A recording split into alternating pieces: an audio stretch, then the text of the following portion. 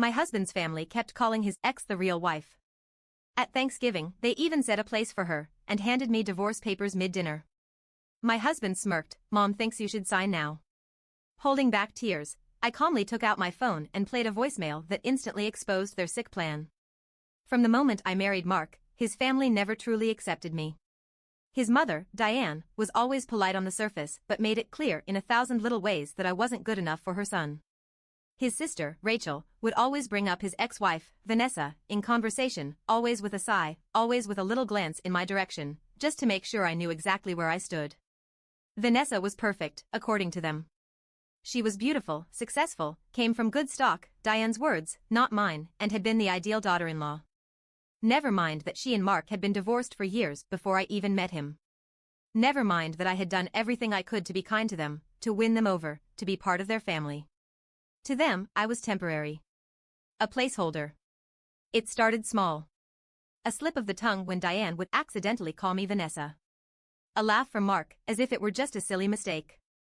A comment from Rachel about how Mom still keeps in touch with her, followed by a pointed glance at me. I ignored it at first. Maybe they just needed time to accept that Mark had moved on. Then came the bigger things. A framed wedding photo of Mark and Vanessa still on display in the living room, while not a single picture of me and Mark existed in the house. Rachel bringing up Vanessa in every conversation, no matter the topic. And then, Thanksgiving. The night they made their final move. The night they tried to erase me completely. Diane insisted on hosting Thanksgiving at her house, as always. It was a huge deal in their family, relatives flying in, a formal dinner, everything done just so. I never really felt like I belonged there, but Mark had pushed me to go. Come on, he said, giving me that easy smile. It's tradition. They're just old-fashioned. Give them time. So I went. I smiled. I played nice. I told myself, maybe this year will be different. It wasn't. The moment I walked into the dining room, I felt like I had been punched in the stomach. At the long, beautifully set table, there was a place card with Vanessa's name on it. I stared at it, my heart pounding in my ears. The table was full, every seat assigned, every name written neatly on little cards. And there, right between Diane and Mark's father, was a spot for her. A seat she would never take. A seat that should have been mine. Rachel smirked over the rim of her wine glass. Oh, don't look so surprised, she said, with a little laugh. Mom still considers her part of the family. My hands clenched at my sides. I turned to Mark, silently begging him to say something. To do something. To stand up for me. He just rubbed the back of his neck and looked away. Diane smiled at me, like nothing was wrong. We like to honor tradition, dear. Tradition. Right. I swallowed hard and forced myself to sit down, even though everything in me screamed to run. I told myself, get through dinner. Just get through dinner. Then Diane slid a manila envelope onto my plate. I frowned, staring at the envelope. What's this? Mark finally spoke. And when he did, his voice was calm. Casual. Like he was talking about the weather. Mom thinks you should sign it now. My fingers trembled as I opened the envelope. Inside were divorce papers. Already filled out. My name typed neatly at the top. Mark's signature at the bottom. My throat closed. I felt the entire room watching me, waiting. I looked at Mark. You're divorcing me? My voice came out small, almost childish. Diane sighed, like I was being difficult. Sweetheart, don't make a scene. Rachel smirked again. The aunts and uncles avoided eye contact. We just think, Diane continued, that this is for the best. For the best. Like I was some mistake that needed correcting. Like I had been tolerated long enough and it was time for things to go back to how they should be. Mark still wouldn't look at me. I felt my chest tighten, my vision blur. I was humiliated. Betrayed. But I wasn't stupid. Something was off. Why now? Why here? Why in front of everyone? And then, I remembered the voicemail. 2 nights ago, I had gotten a voicemail by accident. It was from Vanessa. She must have thought she was calling someone else, because when I listened to it, I nearly fell off the couch. And now, sitting at that table, my heart hammering in my chest, I reached into my bag, pulled out my phone, and pressed play. Vanessa's voice rang through the dining room. Loud. Clear. Mark, I don't care if your mom is pushing for it. I'm not getting back with you. You need to stop this. It's pathetic. I already told you, a sharp, collective gasp from the table. Diane's fork clattered against her plate. Rachel's eyes went wide. I let the message keep playing. Also, stop telling people I cheated. You and I both know you were already chasing other women while we were married. I'll be damned if I let your mom rewrite history. Silence. A silence so thick it felt like the air had been sucked out of the room. Mark's face drained of color. He looked like he wanted to run. Rachel slammed her glass down, her face twisting in shock and rage. Diane? Diane looked like she had seen a ghost. I put my phone down slowly. Then, I smiled. So, Mark. Want to explain that? Diane opened and closed her mouth like a fish, but no words came out. Rachel shoved her chair back, storming out of the room. Mark looked trapped. Like a man caught in his own web of lies. Babe, listen, he started. I raised a hand. I wasn't done yet. I turned to Diane. So, let me get this straight, I said, my voice trembling with anger. You planned this whole dinner just to humiliate me? You made me come here, sit at this table, just so you could shove divorce papers in my face, because you thought Vanessa would take him back? Diane flinched. Mark sank lower into his seat. I let out a sharp, humorless laugh. Well, congratulations. You played yourself. And then? I reached for the mashed potatoes. And dumped them straight into Mark's lap. The room erupted into chaos. And I stood up, adjusted my dress, and walked right out the door. I walked out of that house with my head held high, but inside, I was shaking. My hands were trembling as I got into my car. My heart was still racing. The mashed potatoes, the voicemail, the looks on their faces, it all felt unreal. But one thing was crystal clear, they had planned this.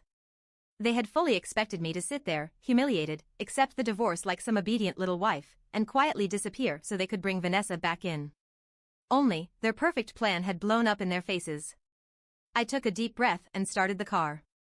My phone was still in my lap, the screen lit up with missed calls and texts from Mark. I ignored them. But as I pulled out of the driveway, my phone rang again, an unknown number. I almost didn't pick up. But something in my gut told me to answer. And when I did, I nearly slammed the brakes. Hello? I said cautiously. A woman's voice came through the line, shaky and urgent. Is this Mark's wife? My stomach twisted. Who is this? A pause. Then, my name is Olivia. And I think you need to know the truth about your husband. I gripped the steering wheel tighter. What truth? She hesitated, then exhaled. I've been seeing him. For over a year. I felt the blood drain from my face. He told me he was divorcing you. He told me it was mutual, she continued. But after what just happened, I knew he was lying. I didn't know how to reach you, but I found your number through an old email Mark left open. I couldn't breathe. Mark had another woman. A secret girlfriend. While his family was trying to push Vanessa back into his life, he had been sneaking around with someone else the entire time. Where are you right now? I asked, my voice deadly calm. I'm outside his apartment, Olivia said. He doesn't know I'm here. But I think you should come. I looked at the road ahead, then back at the house in my rearview mirror. I had a choice. I could go home, cry, pretend none of this was happening. Or, I could end this once and for all. I turned the car in the opposite direction. 20 minutes later, I pulled up outside an apartment complex I had never seen before. Olivia was waiting near the entrance, arms crossed, looking just as furious and betrayed as I felt. The moment I got out of the car, she stared at me for a long time, then shook her head. I can't believe I believed him. I gave a bitter laugh. Yeah, well. You're not the only one. She glanced up at the building. He's inside. I saw his car. I clenched my jaw. Let's go. We didn't knock. We didn't wait. Olivia had a spare key because, of course, Mark had given her one, and the second we stepped inside, the smell of his cologne hit me like a slap. And there he was. Sitting on his couch, scrolling through his phone, texting someone. Probably me. Probably her. When he looked up and saw us standing there together, his face went white. Babe, he said, looking between us. I folded my arms. Which one of us are you talking to? He opened his mouth. Closed it. His eyes darted toward the door, like he was already calculating an escape. Olivia scoffed. Don't even try it. Mark stood up slowly, running a hand through his hair. Okay, listen. This isn't what it looks like. I gave a humorless laugh. Really? Because it looks like you've been lying to both of us. And then, before he could spew whatever excuse he was about to make, his front door burst open. I spun around, just in time to see Diane and Rachel storming inside. What the hell is going on? Diane's voice was sharp, eyes blazing as she looked between all of us. Mark was still frozen, completely caught. Rachel's glare landed on me. What are you doing here? I folded my arms. Oh, just meeting my husband's mistress. Rachel's mouth fell open. Diane's face twisted in rage. That's not possible. Olivia snorted. Oh, it's very possible. Mark finally found his voice. Mom, it's not like that, Diane cut him off. I don't care about her, she snapped, jabbing a finger toward Olivia. We had a plan, Mark. A plan. And you're telling me you were sleeping with some random woman while we were trying to fix things with Vanessa? The room went silent. Rachel stared at her mother, eyes narrowing. Wait, what do you mean, we had a plan? Diane froze. Mark's entire face drained of color. And that's when I realized Rachel hadn't known. Diane had planned everything behind her own daughter's back. I tilted my head. Yeah, Rachel. Tell me, did you know your mom was trying to set Mark up with Vanessa before he was even divorced? Rachel whipped around to face Diane. You told me you weren't involved in that. Diane scoffed. I did what was necessary. Vanessa was perfect for him. I was trying to save this family from, she gestured wildly at me and Olivia, like we were dirt under her shoe. Rachel's face darkened. You lied to me. Diane's nostrils flared. Don't be dramatic. But Rachel wasn't listening anymore. She turned back to Mark, pure disgust on her face. You're pathetic, she spat. You let Mom control your entire life, and for what? A marriage that was already over? Mark stayed silent. Rachel shook her head. You know what? I'm done. I don't even care what happens to you. She turned to me, eyes filled with something almost like regret. And I'm done with this family. Then, without another word, she walked out. Diane stood there, seething. You ruined everything, she hissed at me. I smiled. No, Diane. You did that all by yourself. And then I turned to Mark. Now, about those divorce papers. Mark opened his mouth, but no words came out. He looked at his mother, then at Olivia, then back at me. He was trapped, and he knew it. The silence in the apartment was thick, like the moment before a storm. Then Diane, always the one to take control, let out a sharp breath and pulled herself together.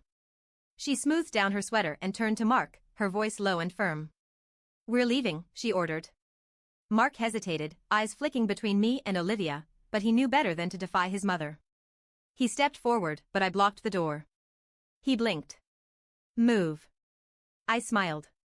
No, his jaw clenched. I don't have time for this. Oh, I think you do. I pulled my phone out of my bag, tapping on the screen. Because before you walk out of here like the pathetic coward you are, you might want to see this. I turned the screen toward him, hitting play. Another voicemail. But this one wasn't from Vanessa. It was from his boss. Mark, we need to talk. I don't know how you thought you'd get away with submitting 2 separate expense reports for the same trip, but the finance team caught it. And when we looked deeper, well, let's just say you better have a damn good explanation for why company funds were used for luxury hotel stays and jewelry. The voicemail ended. The color drained from Mark's face. Diane stiffened. What is he talking about? I smirked. Oh, you didn't know? Mark's been committing fraud at work. And you want to guess what those luxury hotel stays and jewelry were for? I turned to Olivia. Her face had gone pale. You son of a... Olivia took a threatening step forward, but I held up a hand. Oh, it gets better, I said sweetly, looking back at Diane. See, Mark has multiple secret credit cards. And when I started noticing charges that didn't add up, I did a little digging. Turns out, some of those business trips he was taking? He wasn't alone. Diane spun toward her son. Mark. Tell me this isn't true. Mark said nothing. I took another step forward, my voice dropping to a whisper. And do you want to know the best part? His company is already investigating him. This voicemail? It's just a courtesy call. By this time next week, they'll have proof. Diane looked like she was going to be sick. Rachel, who had been standing silently near the door, let out a cold, bitter laugh. Oh my God, she whispered. You're a bigger idiot than I thought. Mark finally found his voice. It's not what it looks like, okay? I cut him off. I don't care what excuse you have. You tried to humiliate me, betray me, and throw me away like I was nothing. And now? You're the one who's screwed. Diane suddenly snapped. I won't let this happen, she hissed. You don't get to ruin my son's life over some mistakes. She lunged at me, but before she could get close, Olivia stepped in front of me. Try it, Olivia warned. I dare you. Diane froze, chest heaving. Rachel, shaking her head in disgust, took out her phone. You know what? I'm done. She tapped on the screen and lifted it to her ear. Mark frowned. Who are you calling? Rachel's smile was cold. The cops. Mark paled. What? No, Rachel, come on, she raised a finger, silencing him. Hi, yes, she said into the phone. I'd like to report ongoing financial fraud at company name. I have some evidence you might be interested in. Mark lunged for her phone, but Olivia and I stepped between them. I crossed my arms. You're done, Mark. His face contorted with rage. You think you've won? I raised an eyebrow. Haven't I? Diane, still standing stiffly, turned slowly to face me. Her expression was pure, icy hatred. This isn't over, she whispered. I tilted my head. Oh, Diane. I smiled. It definitely is. And as sirens began to blare in the distance, I knew this was only the beginning of their downfall. Mark was pale, his mouth opening and closing like he was trying to come up with a way out of this, but there was none. Rachel was still on the phone with the authorities, her voice clear and unwavering as she reported his fraud. Diane was frozen, her hands shaking, her carefully controlled mask crumbling by the second. I could tell she was trying to figure out how to fix this, how to protect her golden boy, but there was nothing left to fix. Olivia and I stood side by side, united in the betrayal we had suffered.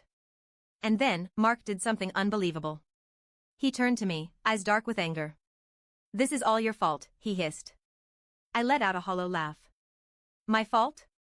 If you had just signed the damn papers like you were supposed to, he spat, stepping closer, his voice growing more desperate, none of this would be happening. But no, you had to come in here and ruin everything. I stared at him, almost in shock. He was serious. He actually thought that if I had just gone along with the disgusting little ambush his family had planned, he wouldn't be in this mess. No accountability. No remorse. Just pure entitlement. Diane seemed to snap out of her trance at the sound of Mark's raised voice. She rushed forward, gripping his arm. Sweetheart, we can fix this, she whispered frantically. We just need to get ahead of it, are you kidding me? Rachel interrupted, her voice sharp. She turned to their mother with a look of pure disgust. You're still trying to save him? Diane's head snapped toward her daughter. Of course. He's my son. Rachel let out a bitter laugh. Oh, yeah. And what about me? What about the rest of us? What about the fact that you just admitted you were trying to manipulate Vanessa into taking him back while he was cheating on his actual wife? Diane stiffened. Rachel wasn't done. You were so obsessed with controlling his life that you didn't even see what a disaster he actually is. Or maybe you did, but you just figured if you covered up his messes, no one would notice. Diane's lips parted like she wanted to argue, but for the first time in her life, she had nothing to say. Mark looked between them, realizing what was happening. His one true supporter, his mother, was starting to lose control of the situation. And then, in true pathetic fashion, he turned back to me. Please, he begged. You don't have to do this. I tilted my head. You mean, I don't have to ruin you? He swallowed. I made mistakes, okay? But we were good ones, weren't we? His voice softened, his eyes desperate. We could still fix this. I stared at him, feeling nothing but pity. You don't get to ask me that, I said, my voice eerily calm. Not after what you did. Not after what you tried to do to me. And then, I stepped aside, just as two police officers walked into the apartment. Mark turned, startled by the sight of the cops. "Mark, last name?" one officer asked, already reaching for his cuffs. "You're under arrest for financial fraud and embezzlement." Diane gasped. No, this is a mistake." She lunged forward, but the second officer stepped in front of her, holding up a hand. Rachel crossed her arms. "No, Mom. This is justice." Mark started panicking, twisting toward Diane. "Mom, do something." Diane looked horrified, but before she could react, Rachel let out a sharp laugh. "Oh, you mean like how she's covered for you your whole life?" Rachel sneered. "Guess what, Mark? She can't buy your way out of this one." The officers pulled out a printed warrant, showing it to him. "We have evidence of fraudulent transactions tied to your name," one of them stated. "You'll need to come with us." Mark started struggling. "No, wait, this isn't my fault." I folded my arms. "Then whose fault is it?" His eyes locked onto mine, full of rage. "Yours." The officers forced his hands behind his back, cuffing him. Diane screamed, reaching for her son. "Mark. Baby, no." But it was too late. Mark was dragged out the door, kicking and screaming, as his perfect little world came crashing down. Diane stood there, her body shaking, her perfect hair disheveled, her whole life's work ruined in minutes. Rachel just sighed and ran a hand through her hair. "Well. That was a lot." Then she turned to me. And for the first time, she looked genuinely guilty. Rachel cleared her throat. "Listen. I didn't know Mom was doing all that behind my back." She shifted uncomfortably. "And I didn't know Mark was cheating on you this whole time." I arched an eyebrow. "And that makes what you did okay?" She flinched. "No. It doesn't." I let the silence stretch. Let her sit in it. Then she sighed. "I'm sorry," she muttered. "I really am. It wasn't enough, but it was something." I nodded once, accepting it for what it was. "Good luck dealing with Diane." Rachel scoffed. "Oh, I'm done with her." She shot a glare at her mother. "You're on your own, Mom." Diane's head snapped up, stunned. Rachel just walked out, leaving Diane standing there, alone. Diane turned to me, hatred burning in her eyes. "You think you've won?" I smiled. "Haven't I?" She exhaled sharply, glaring daggers at me before stomping out the door. And just like that, I was free. I looked at Olivia, who was still standing there, arms crossed, eyes tired but satisfied. "Well," she said, blowing out a breath. "That was a disaster." I let out a small, exhausted laugh. "Yeah. But at least now, we're done with him."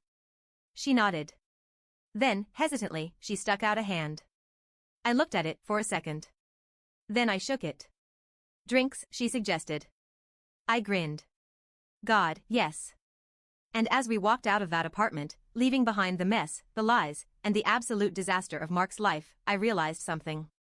For the first time in years, I finally felt free.